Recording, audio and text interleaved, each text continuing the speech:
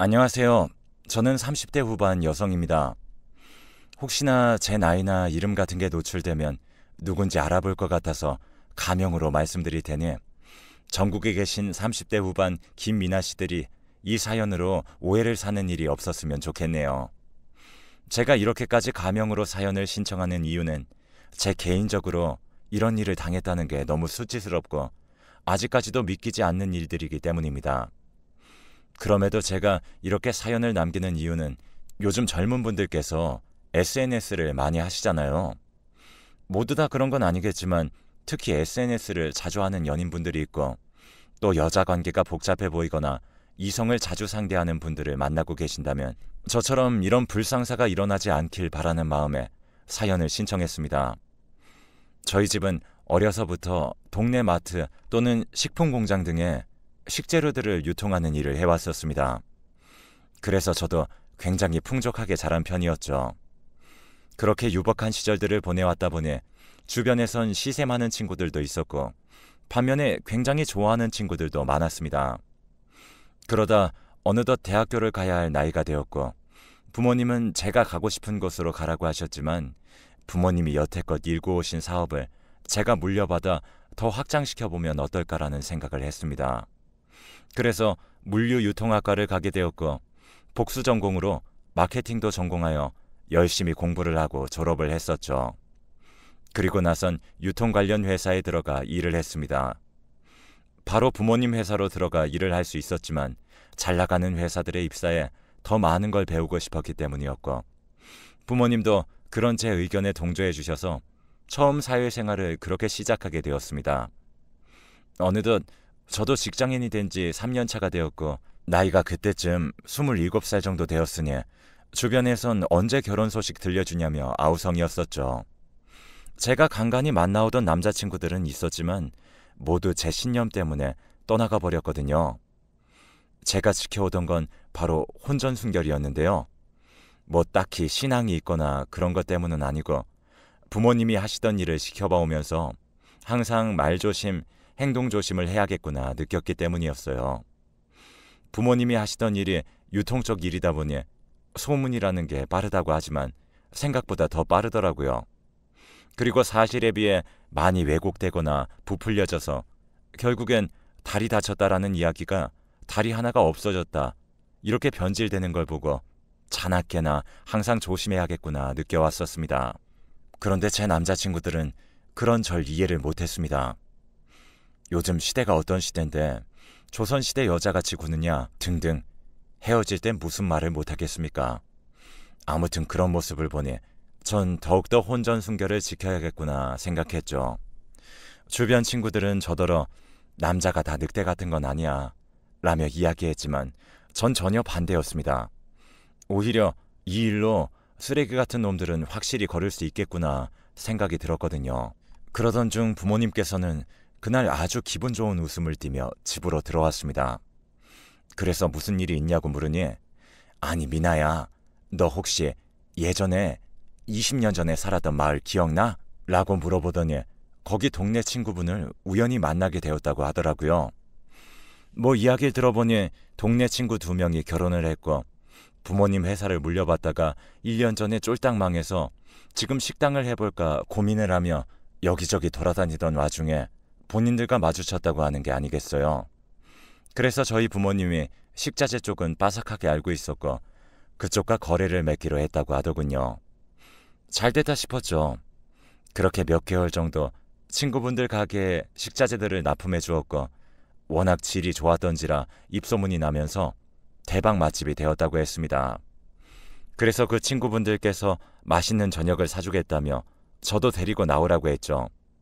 그렇게 저녁 약속 시간에 맞춰 정말 비싼 한식당으로 가게 되었죠. 거길 가보니 아들분도 있었고 그 아들이 제 전남편이 되었네요. 아무튼 알고 보니 양가 어른들끼리 서로 만난 후로부터 장사도 잘 되고 사업도 잘 되니 우리 집안들은 붙어야 되는 집안이라며 저희를 벌써부터 며느리 사위 삼아 버리셨더군요. 그렇게 저녁을 다 먹고서는 커피 마시고 산책도 하고 오라며 양가 어른들은 쏙 빠져버렸고 갑작스런 상황에 당황스러웠지만 그래도 3살 많은 오빠라고 성규 씨가 재밌는 이야기나 실없는 농담을 던지면서 저도 모르게 마음이 풀려 시간 가는 줄 모르고 웃고 떠들었습니다. 그렇게 이야기를 하다 보니 통하는 게 너무 많았어요. 그때 당시만 해도 이제 막 SNS가 나왔었고 빠르게 사용자 수가 증가하던 시기였지만 저희 둘 다 그런 거에 관심도 없었고 게다가 딱 인연이라고 느꼈던 건 성규 오빠도 혼전순결을 지킨다는 거였어요. 오빠는 저한테 아니 얼굴도 예쁘고 똑똑한데 왜 남자친구가 여태 없어요? 라고 물었고 저는 조금 민망해서 머뭇거리다가 사실 제가 혼전순결이거든요. 그것 때문에 오래 못 가더라고요. 라고 했더니 오빠는 와 진짜 미나 씨랑 저랑 너무 똑같네요. 저도 혼전순결인데 라고 말하면서 저를 빤히 바라보았습니다. 딱 그 눈빛이 와, 내 이상형을 만났구나. 그런 뿅간 눈빛이었어요. 근데 저도 오빠를 그렇게 바라보고 있었죠. 저희는 그렇게 점점 깊어져가며 1년을 즐겁게 연애를 했습니다. 정말 오빠는 제 털끝 하나 건드리지도 않았어요. 그런 오빠의 모습을 보며 정말 내 사람이구나. 이 사람과 평생 살 수 있겠다라는 생각이 들었죠. 그렇게 저희는 만난 지 1년 정도 됐을 무렵 자연스럽게 결혼 이야기가 오고 갔고 결혼식을 올렸습니다. 신혼 2년이 어떻게 지나가는지 모르게 행복해하며 보냈어요. 그렇게 또 3년이 지나 제가 30대 초반에 접어들었습니다. 그때는 또 다른 SNS들이 대거 등장했었고 정말 이런 열풍이 불 일인가 싶을 정도로 너나 나나 이름도 모르는 SNS들을 하느라 핸드폰만 붙들고 다녔었던 때였죠. 제 남편도 그런 사람 중 한 명이 되었고요. 같이 있어도 핸드폰만 보며 낄낄거렸고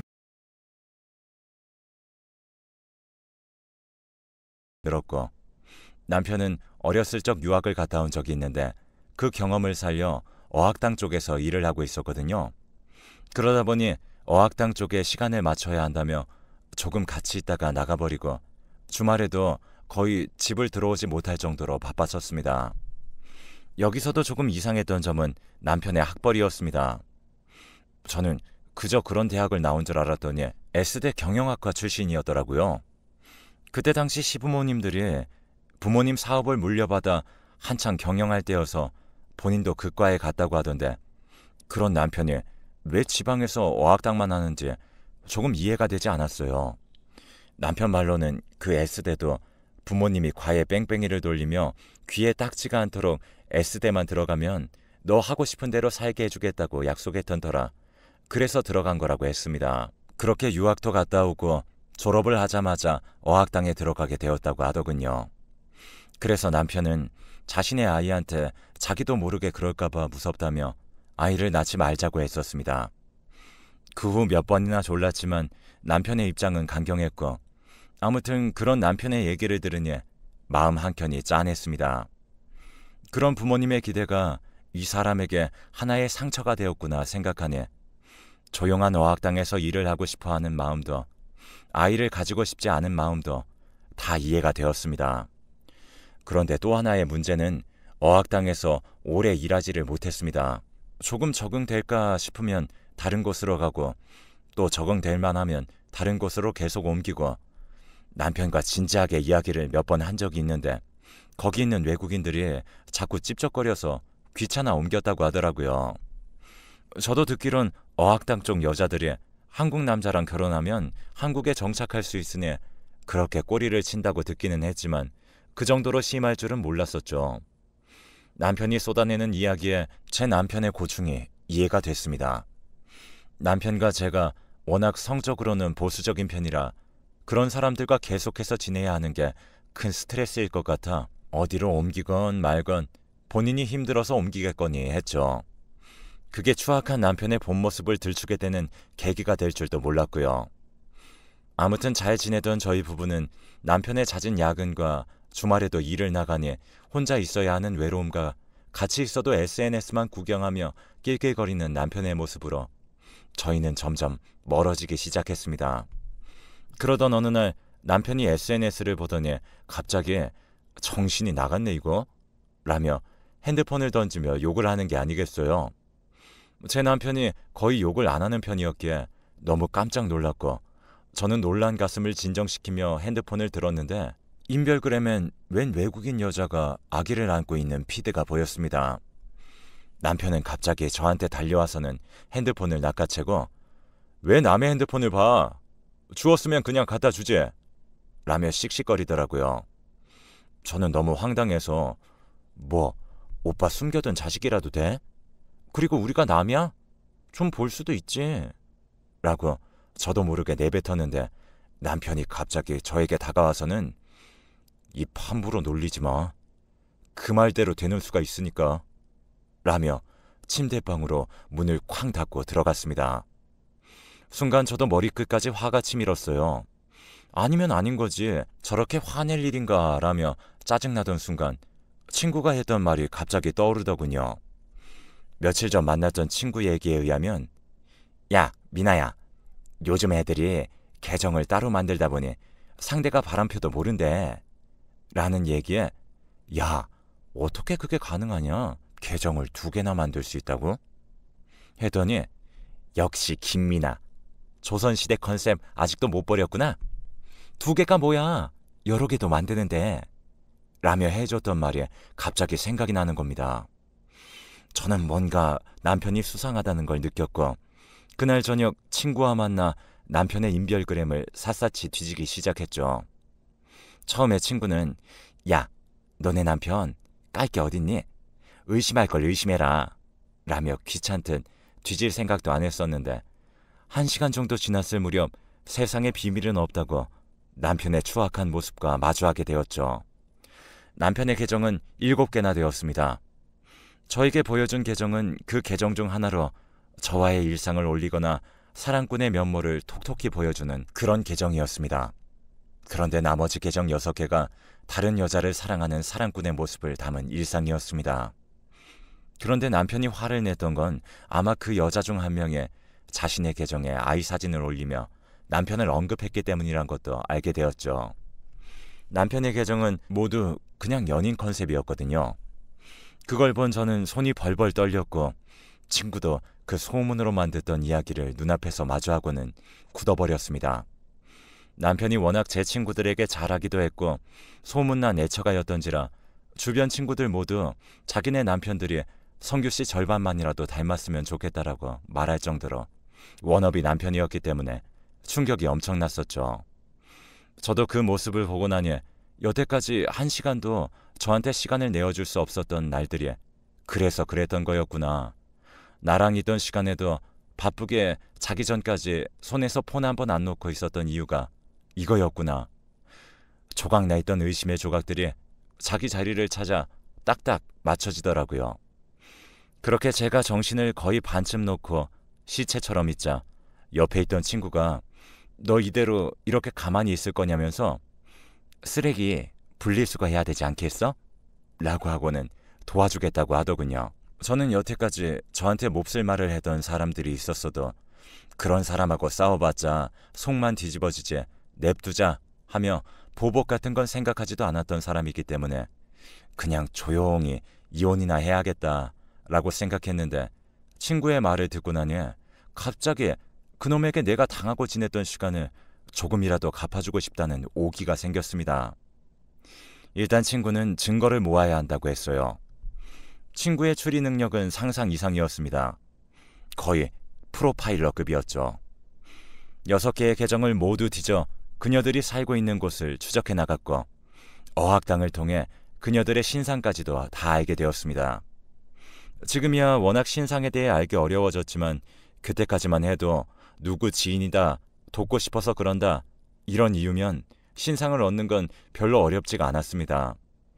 그리고 CCTV 위치까지 다 확인해서 뒤져가지고 남편과 그 여자들이 뽀뽀하며 걸어가는 것, 아이를 업고 가는 모습 등 이건 연인 사이거나 부부 사이라는 확신이 들 만한 증거들을 다 모아두었습니다. 그리고 남편이 여태 일했다던 어학당들을 쫓아가 보니 더욱 경악할 만한 진실이 거기에 있었습니다. 지금까지의 사건은 그냥 세 발에 피었던 거였죠. 아까 말했듯 남편은 어학당을 옮긴 이유가 여자들이 귀찮게 해서라고 했었죠. 아니요. 여자들에게 껄떡댔던 건 남편이었습니다. 그러다 임신이 되었고 지우라며 난리를 치는 통에 어학당이 발칵 뒤집혔고 그때마다 쫓겨나 어쩔 수 없이 다른 데서 일하게 되었다는 것도 알게 되었습니다. 이것도 혹시 모르니 어학당 원장님의 동의를 구해 녹취를 해두었고요. 사실 어학당 입장에서도 이런 사건이 알려지면 좋을 일 없으니 그냥 조용히 퇴사시키는 걸로 마무리를 지었던 것입니다. 그렇게 차곡차곡 증거를 모으던 중 저는 또 한 번 충격에 휩싸이게 되었는데 어느 날 저희 부모님께서 성규 씨에게 주려던 식자재가 누락됐다며 저보고 다녀오라고 했던 날이 있었습니다. 그렇게 시부모님 식당 앞에 도착했을 때쯤 제 이혼을 도와주던 친구에게 전화가 왔었고 저는 잠깐 물건만 가져다 주고 오겠다고 통화를 한 채로 시부모님 식당 앞에 도착을 했었죠. 식자재들은 보통 뒷문을 통해 들어가기 때문에 뒷문으로 가고 있었는데 남편의 목소리와 시부모님이 이야기하는 소리가 들리더군요.